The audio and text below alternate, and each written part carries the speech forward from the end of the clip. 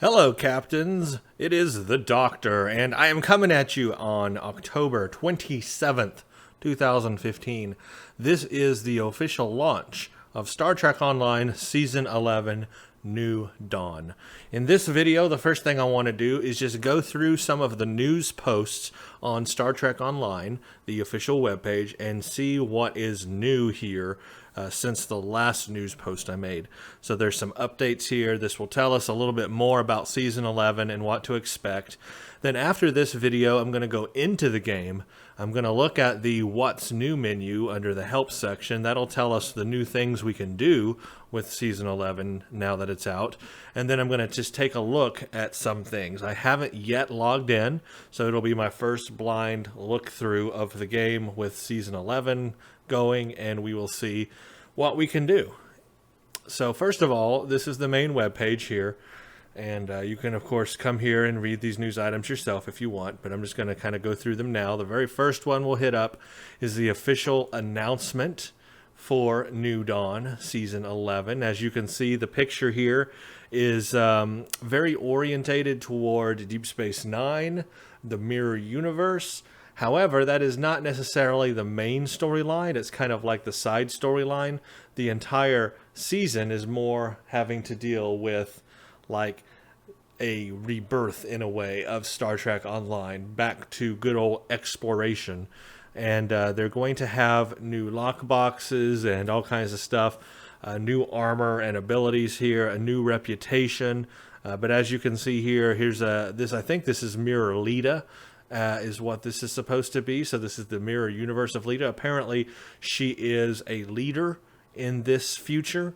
This alternate universe, the mirror universe. And she's got a Klingon right beside her. And the Klingon is wearing some unique armor we've never seen before. And then she is definitely wearing a provocative uniform. I quite like that uniform. Hope that comes to the game. And then we have Mirror Universe Deep Space Nine in the background there. So that kind of sets the theme, I guess, for this season. But let's read about it officially. After a long war and darkness of midnight, we're finally ready to see the light with Season 11 New Dawn. We've put the past behind us and look towards a brighter future filled with a new story arc, exciting gameplay updates to existing content, and the return of Chase Masterson as Mirror Lita. The Terran Empire had an Iconian war of their own, and they're now on their way to the Prime Universe to take the fight to us. Everyone will have to stand firm and hold the line at Deep Space Nine to keep the Mirror Universe forces under command of Terran Admiral Lita at bay. With two brand new queues centered in and around Deep Space Nine and a battle zone that takes place in the Badlands, there will never be a shortage of work to be done. To help you with this task, the Alliance has provided gear for the Terran Task Force reputation to keep you and your ship kitted out with the best gear for the job. The Alliance also wants to get back to their roots and see what they can discover in the far reaches of the Alpha Quadrant. There will be two new story missions, one at launch and one shortly thereafter. That will be the first steps on the journey into a brand new story arc that will run through 2016. This is a great time to get on the ground floor and enjoy the story all at once as a community. Last and certainly not least, we've completely overhauled the existing Cardassian arc. There are now new story missions that show the origins of the True Way and Alpha Quadrant Dominion, as well as the influence of the Terran Empire. This story content will give players a much smoother leveling experience, great rewards, and additional information to give the new Star Trek Online story even more depth. Season 11 New Dawn is overflowing with content, and I can't wait to see you all in game. Okay, this sounds to me, look at all these pictures, I haven't seen these, I want to check these out too. This sounds to me really awesome. I love this news. It sounds like we're getting back to exploration. They want to see what is in the far reaches of the Alpha Quadrant. Remember, only a fraction really of our entire galaxy has been explored by Federation, Starfleet, Romulans, Klingons, whoever is around us. And even just a tiny sliver of the Delta Quadrant has been explored. And even though there's a wormhole now, the Gamma Quadrant is probably also has a lot to explore there. But even back home here in the Alpha and Beta Quadrants, there's still so much to explore just in our sectors of space that we haven't yet gotten to. And maybe the Iconians have and did, but we haven't. So who knows what's out there? Who knows what other alien races? I like this idea because it reminds us that even though we have seen a lot of this galaxy in Star Trek, there's still a lot of this particular galaxy that we live in that we haven't seen. Probably most of it we haven't seen or explored. Even though we're in the 25th century now, still most of it is unexplored. So it just shows you the vastness of space and the potential of what could be out there. And that's what I was hoping would happen. What I hoped would not happen was that the galaxy would start to seem smaller as the game progressed, because now we have faster travel. We have slipstream, which is faster than warp. There's transwarp, which is faster than warp. And basically anything's faster than warp. Warp is actually kind of a slow propulsion, but there are faster methods now that kind of make the galaxy shrink a little bit. You've got, of course, wormholes and other means to other parts of the entire galaxy itself. And what I was fearing was that eventually, as the game progressed, the galaxy was just going to feel pretty small because it was going to be so easy to get between all the different parts of the galaxy so easy. Well, now it seems like they're making it bigger once again. They're making it seem mysterious, and I like that. I didn't think they could do that because of where they were headed, but it seems like they've struck the right balance there and are bringing it back to being mysterious. Okay, that's the first thing. I love that. The second thing, and this is kind of a surprise, is the fact that the mirror universe is going to play a role in this new season. That's very interesting. So apparently, a little history about what happened with the mirror universe and the Iconians. Spoilers if you haven't read this yet, but this has been in news updates prior. Basically, yeah, the mirror universe had a war with the Iconians as well. However, in their universe, they actually stole and used future technology from their universe to beat the Iconians. So whereas we went back in time, stole the world heart, or took the world heart, and then came back to our present and basically made peace with the Iconians in that way, they did not do that. Instead, they used future technology to literally fight back the Iconians with technology. So they fought them back on a one-to-one basis. And the technology needed to do that was futuristic technology, and that's, of course, what they did. So that makes the mirror universe people really powerful and scary, because if they come to our universe wielding future technology, well, that just makes them really scary, because we could not deal with the Iconians, and that was futuristic to us. And here come the mirror universe with future technologies that was able to beat the Iconians, and now they're knocking on our doorstep. That's scary. So that brings, some conflict. You've got to have conflict. It's an MMO. It's a game. If there wasn't conflict and ship battles and ground battles, it would be a boring game. As much as we want to have exploration missions and diplomacy missions and all that sort of stuff, you also have to balance it with conflict. If you don't have conflict, it just isn't challenging enough. It's just not a game at that point. Anyway, so that's kind of the side thing going on throughout the whole season. I like what I'm reading here, that they actually have a storyline plan for 2016. This I didn't know. But apparently, this is the first steps, it says here, on the journey into a brand new story arc that will run through 2016. So they actually do have a story arc in mind for 2016 that's not Iconian, thank goodness, but something different. And I'm liking that. And I like the fact that it's going to have 2 missions right up front here that are going to lay the footwork for that. So that's really awesome. I'm excited to play those new missions and see what happens. I'm also excited that they finally overhauled the Cardassian missions. The Cardassian missions, of course, have been in this game since day one, and they really haven't been touched since then. There has been no updates to them, whereas several other missions in the game have had updates. So they have finally come back around to the Cardassian arc and kind of fleshed it out a little bit more, giving us a background on where the True Way came from. That was one thing that always jarred me when I first played this game, was all of a sudden there were these Cardassians, or this Cardassian group called the True Way, and I never understood what that was or where they came from. So I like the fact that they're going to give us some background and history on where the True Way came from. I look forward to that.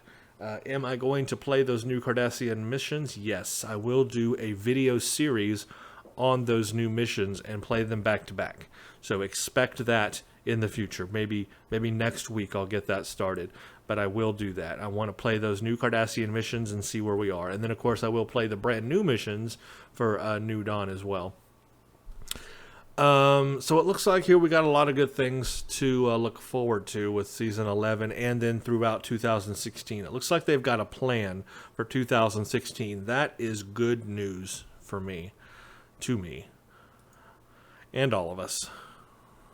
Oh, these are just links to the other things. Okay. Admiralty system. We talked about the Admiralty system in the last video. I'll be interested in seeing how that actually pans out. If it's just a Starship doffing system, I'm not too impressed. I said in that video and prior to that video that if that's what it had become or becomes, it would probably be a fail. Most people were not looking for a Starship doff system. Instead, they were looking for a way to actually control multiple ships in battle and be like a fleet admiral, like their title actually says, and actually command a fleet of their own ships in battle. It looks like that's not what we're getting with the Admiralty system, and that, of course, is a bit of a letdown, but we'll have to see how that pans out. The featured episode, Sunrise, I'm going to talk about. Mirror Universe Lita, I've talked about before. We'll talk about her more. She looks really mean in that picture, I'll tell you that. Counterpoint, I've already done a preview on Tribble, but now that it's out for reals, I need to go play that, and I will do a video on that. Badlands Battle Zone, I'm going to do a video on that. Assault on Terok Nor, I'll do a video on that. The Terran Task Force Reputation, don't know if we fully looked at the reputation. Yeah, we did in the last video. And okay, this right here, this picture right here, I thought this was a starship. Now, let me tell you why I thought this was a starship. Number one, they're using a space background. And I thought, if they were going to use a ground background for like a ground gear, it would be a different kind of background. They're using a space background, okay? And honestly, they look like ships. They could be ships. I could see those ships in a sci-fi series, even in Star Trek. Some futuristic alien technology or something, or some other alien species or technology from the future, which the Mirror Universe is going to use, or who knows what. I can see this as a ship. I mean, it's shaped like a ship. If it were flying through space, it would make sense to you. It would look like a ship. But I've been told this is not a ship. I have been told this is actually a ground weapon. This is the Batleth you're going to get, or the other Klingon weapons you're going to get. So a bit of an embarrassment there on confusing that with ground weaponry. But come on, you've got to admit, it kind of looks like a ship. And doesn't it look like a kind of ship you would want to have? I want a ship like that. I really do. That is unique to me. That is really adventurous in design and alien or future technology design there. I want that as a ship. I'm sorry. I love that design. That design should be a ship. So we've talked about this reputation already, so I'm not going to go over it again. I'll look at it in-game, of course. A Herald Lockbox. So that's new. We're going to talk about that. And then the Cardassian revamp. I will have to get the names of the missions. But let's see. Spoils of War will be the first episode. And then, they're going to be unveiling the episodes in the next few weeks. So they're not all there yet.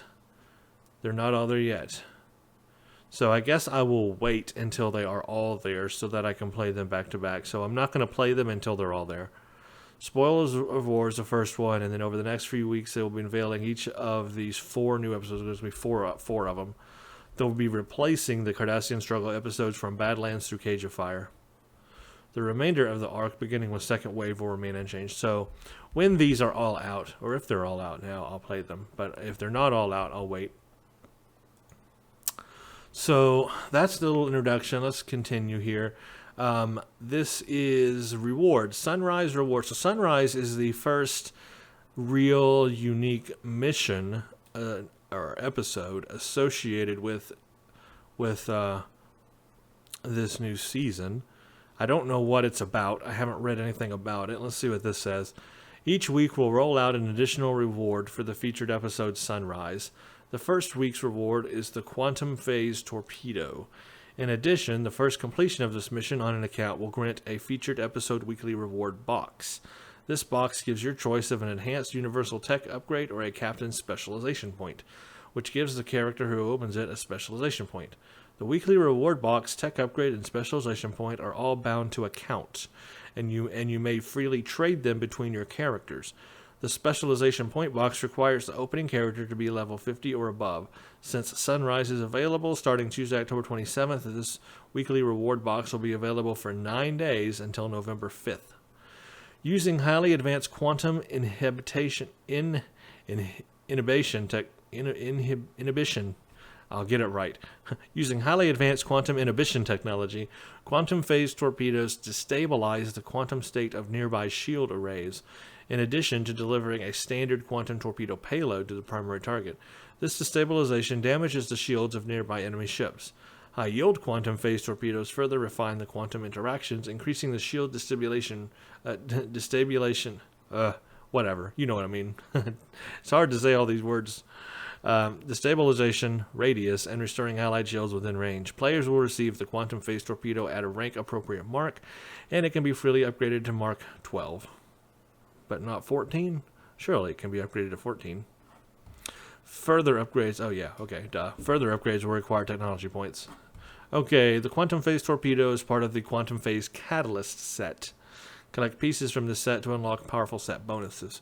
So the second bonus, the two-piece bonus, is called Phase Transfer Optimization. Basically, your accuracy... this two-piece bonus increases your accuracy and doubles the potency of the Quantum Phase Shield Drain. The three-piece bonus is Destabilizing Beam. The three-piece bonus deals heavy phaser damage to a single target over 10 seconds. While active, the beam continually drains subsystem power from the target back to your own. Okay, so those will be the other things to come out, whatever is next on that. But it looks like a quantum phase torpedo. So basically, it's a torpedo that does Tetryon-like damage that would damage shields. It's not doing Tetryon damage, but the effect of it is what a Tetryon energy-type weapon would do, and that's to drain the shield or whatever. It sounds like it's something similar to that.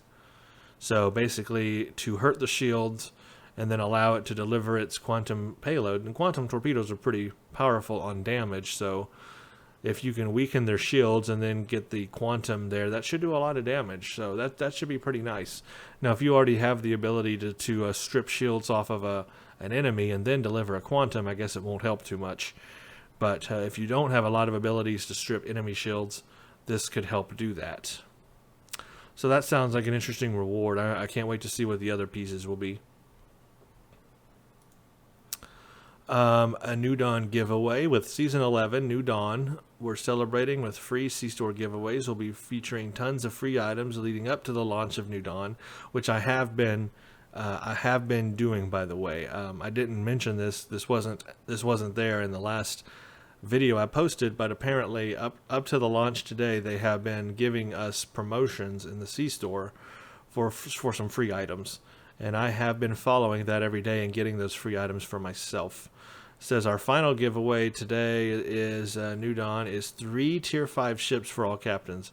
These ships are discounted 100% off in the C-Store. Wow.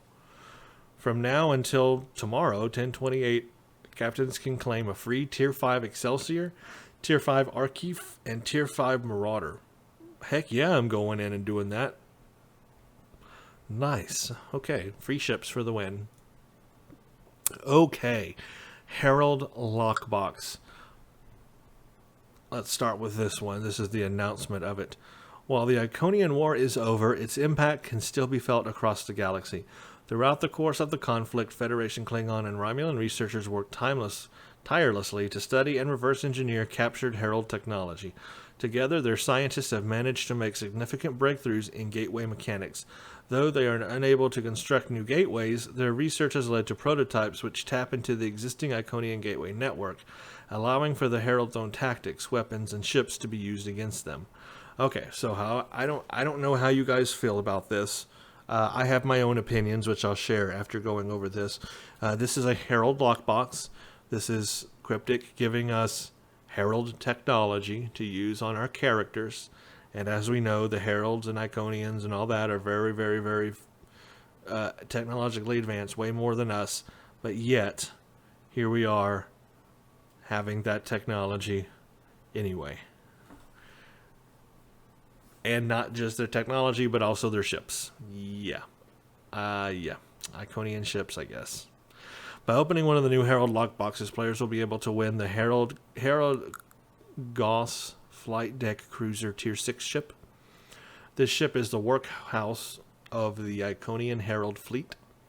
This incredibly durable starship boasts excellent shield capacity and hull strength.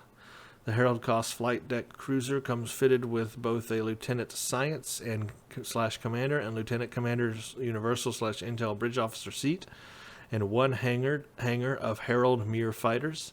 In addition, the cruiser possesses the Energy Gateway Controller Universal Console, which can open a gateway to rapidly replenish the shields of nearby allied ships. Yep, okay, we are getting a Herald Tier 6 Flight Deck Cruiser. Wow. Okay, finishing the Starship Mastery Path on the Herald Flight Deck will grant captains access to the following ship trait: Synergistic Restoration. Incoming shield healing abilities restore a small amount of hull hit points over time, and this can occur every 10 seconds. The low-buy store is going to give us the Herald Baltum Heavy Raider. That's the one that rams into your ship, I think. Baltum Raiders are the most commonly recognized starships of the Herald fleets and are known for their deadly hit-and-run tactics, yeah. They offer captains a tremendous amount of firepower and durability, so it's a Tier 6 ship. Herald Baltum Tier 6. The Baltum has both a Lieutenant Universal Pilot and a Lieutenant Commander Universal Intel Bridge Officer seat and is equipped with the Ambush Gateway Generator Universal Console. When activated, the Ambush Gateway Generator creates a gateway around your starship. After a brief delay, the gateway teleports your ship approximately 3 kilometers behind your target while giving you a boost to damage and critical chance. You get a starship trait called Waylay. Firing directed energy weapons at an enemy's rear arc regenerates your shields. Oh, we got a third ship. Finally, the Herald lockbox contains the Herald Vomph Dreadnought Carrier. This is a Dreadnought ship, Tier 6. This incredibly rare Tier 6 starship has a small chance to be rewarded in place of low-buy crystals when opening the lockbox. Every box has the chance of containing this ultra-rare prize, in addition to any other prizes you also receive, giving extremely lucky players the opportunity to acquire 2 separate ships from opening a single box. The colossal Vomph Dreadnought Carrier is slow to maneuver, but incredibly durable and versatile. It has both a Lieutenant Engineering Intel and Lieutenant Commander Universal / Command Bridge Officer seat, and comes with 2 hangar bays of Herald Mir fighters. Additionally, the Vaunt features the Oblivion Gateway Module Universal Console. Using the console creates an Oblivion Gateway near your target, which periodically pulses with solar radiation, heavily damaging nearby enemies. You get the Starship trait Peak Efficiency. Reduces the recharge time of the Bridge Officer abilities by 5 seconds, and it requires being at or above 80% hull strength. All 3 consoles can be fitted onto any Herald starship and comprise the Herald Tactics console set. Equipping 2 consoles increases your critical severity and flight turn rate. Equipping all 3 gives you access to the Solar Flare Gateway ability. Using Solar Flare Gateway creates a solar gateway behind your target, which then fires a beam of solar radiation at the target, dealing radiation damage. And, recovered from the field of battle, this lockbox contains the Polymorphic Probe Array. Usable on any ship, the console deploys 3 polymorphic viral probes.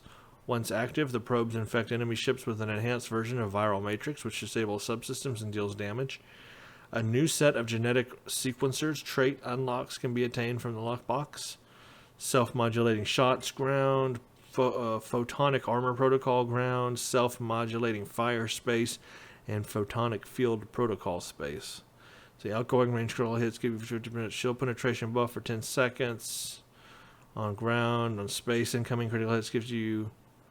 on ground, incoming critical hits give you temporary hit points for 15 seconds. In space... basically the same thing, but in space. Alliance engineers have developed prototype kits with enhanced weapons damage and can be attained by any one of the potential prizes of the Herald Lockbox. Opening a Herald kit pack gives a kit appropriate to your profession and level. In addition to offering standard kill bonuses, such as increases to willpower and combat armor, each kit frame will enhance weapons with a randomly chosen damage type, such as Polaron or Disruptor. So here's some universal kit modules. Solar Gateway creates a solar gateway near your location. After a brief delay, fires a continuous beam of solar radiation.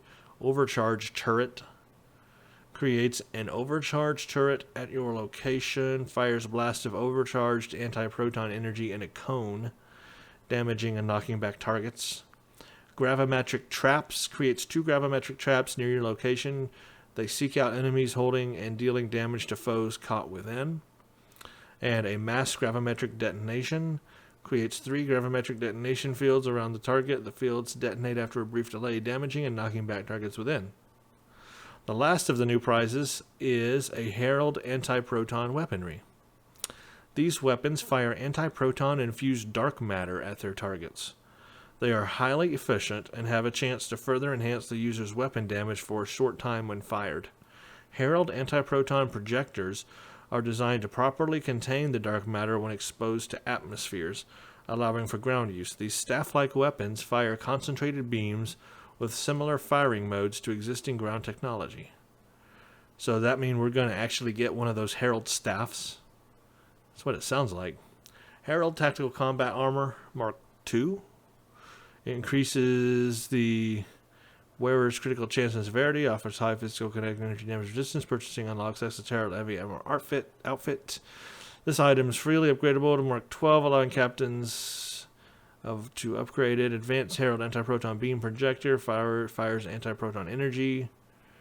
Primary weapon fire chains up to 2 additional targets. Secondary launches a concentrated ball of energy. Wow. And Ghosts. Initially observed and classified by the new Romulus system, the Trichonopus species has been discovered on multiple worlds with Iconian gateways.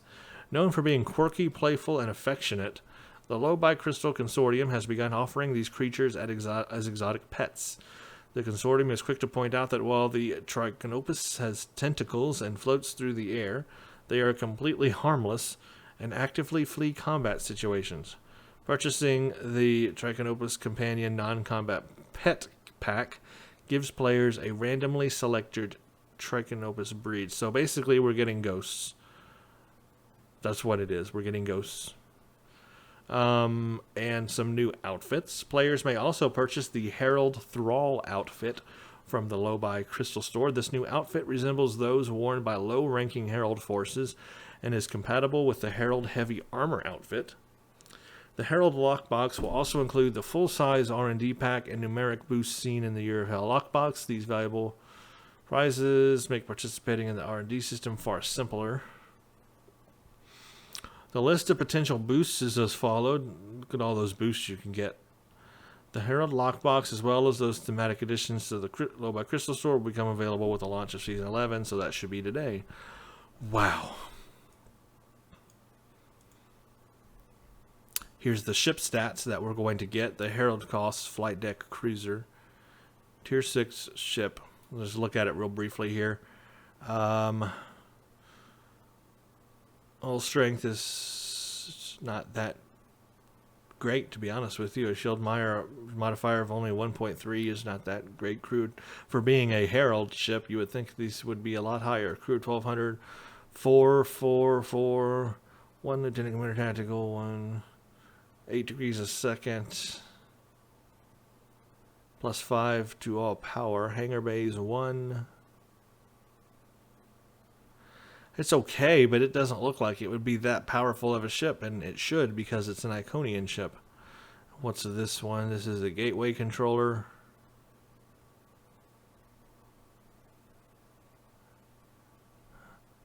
Here's the Baltum.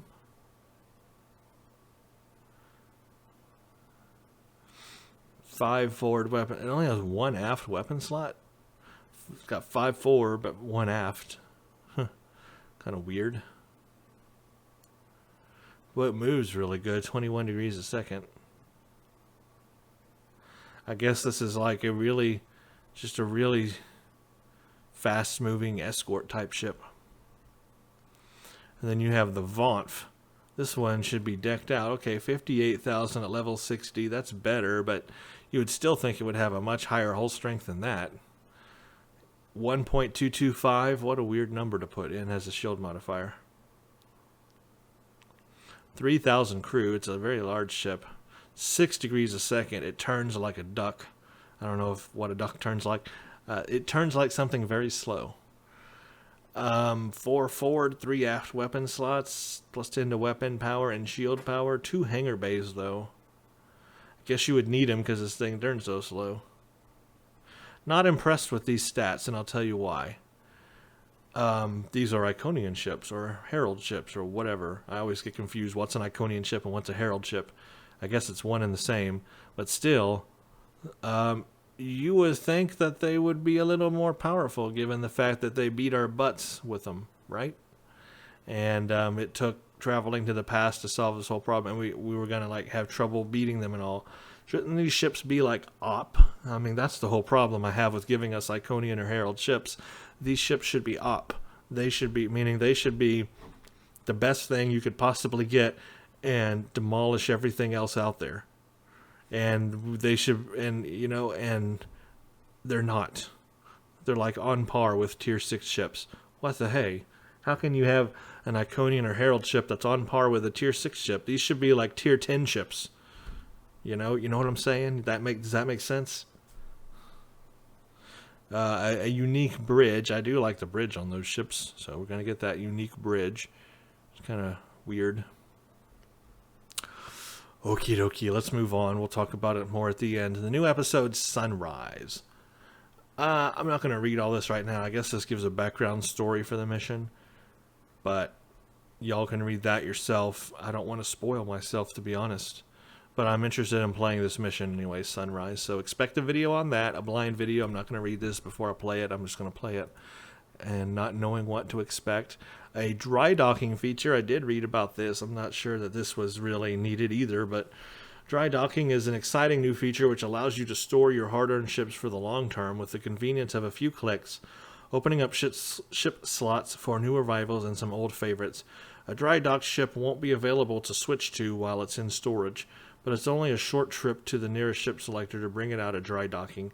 As dry docking a ship may mean storing it for an extended stay, you'll have to recustomize any ship that you store. Since players cannot access these ships, everything currently equipped on it will be moved into your inventory when the ship enters dry dock. And then, of course, they will allow you to buy more dry dock slots for money, of course. Another way for them to get some more money to buy more slots for something. This just seems like a ship bank to me. This is just the ability to store your ships in a bank-like system where you just don't access them or touch them, but you also cannot switch to them very easily or quickly. This is for like long-term storage of your ships. Maybe a ship you don't use very often or whatever. Of course, anytime you put a ship in there, it's going to remove everything on the ship and put that in your inventory. So you cannot store things on the ship in the bank, in the ship bank. I guess that's okay, cool, interesting, but I don't know how really, how that was, if that was needed or anything, but we're getting it. And I don't know how many ships you'll be able to dock by default, but obviously you will have to buy more slots if you need more slots. Anyway, there's that. What do we have here? A dilithium price reduction. With the release of Season 11, players may notice that the prices of many starships available for dilithium have been reduced. Okay, so they have reduced prices on these. This is nice. This is cool. Oh, it's for a limited time. Shoot. I thought this was a permanent reduction on dilithium, but it says here, this special dilithium ship discount will begin on October 27th and run until November 3rd. So, oh well. Thought this was going to be a long-term dilithium price reduction. Nope, it is just a promotion because they want you to buy more ships right now. That's it. And of course, the Delta Rising level curve. We already talked about that in the last video, but I'm looking forward to getting to that storyline on Rami Summers and seeing how the new curve plays out now. It should be a lot better. We should get to 60 with no problem and still have plenty of missions left now with this new curve. So I like that. If you want to read about that, you can go to the page here and read about it, or watch my last video. But I'm looking forward to that curve. Okay, so that's what we got, guys. That's season 11. So here's the things I like. Number one, I like the fact they have a plan for 2016. They got it worked out to where there's a storyline plan that they have in mind, a story arc for 2016. Yay for that. That means more missions and fun. And in fact, this whole season starts out with one new mission called Sunrise, and then another mission that will be coming. So we'll have two missions right up front that kind of kick off that story arc. Awesome. I love it. Good stuff. Let's see, what else do I like? I like the change to the curve. I like the change to the Delta Alliance curve. The fact that they put the Iconian missions in there so you can get to 60 a lot easier now. It was very hard getting from 50 to 60 because you didn't have enough missions to really fulfill all the points needed, all the XP needed to get to level 60, so you ended up having to grind a lot of patrols and do extra stuff. Now you shouldn't have to do that. You should be able to get to 60 just by playing the missions. At least that's what I'm thinking. So I like that. Number 3, I like the fact that they've revamped the Cardassian storyline, and they've given us some history on the True Way and the beginnings of that, the origins, and then just kind of fleshed out the other missions and episodes there to make the Cardassian struggle flow a little bit better. That was needed, and I am looking forward to seeing what those new missions will be like and how that storyline will play out. We'll also get there with Rami Summers, I guess, and be playing those missions brand new with her as well. And I like the direction that they're going with New Dawn, exploration, everything. I like the Mirror Universe stuff. I've always found the Mirror Universe intriguing. I like the fact they use future technology to beat the Iconians, and now they're beating on our doorstep, and they're going to be a threat. I like dealing with Deep Space Nine and that kind of stuff. I think the new I like the counterpoint because it deals with actually defending and fighting a starbase, and that's something I've always wanted to do is fight a starbase, and literally we're going to do that with Deep Space Nine. So that should be fun. Those things should be fun. Looking forward to that. And then the battle zone, I think, may end up being all right, too. So I'm looking forward to it. It kind of reminds me of the Undine battle zone, space battle zone. So I'm looking forward to that. I think all that's good. What I question is really this Herald lockbox. I don't think, personally, they should have done it. I think instead they should have just stuck to a Mirror Universe lockbox and the Mirror Universe reputation. I don't think they should have ever given us Iconian or Herald technology. That's what I was worried with the Iconian reputation. I know I said this in there. I was worried they were going to give us Iconian technology in the Iconian reputation, and then we're fighting with Iconian technology. We shouldn't have that stuff. And I feel that the lockbox is giving us excuse me.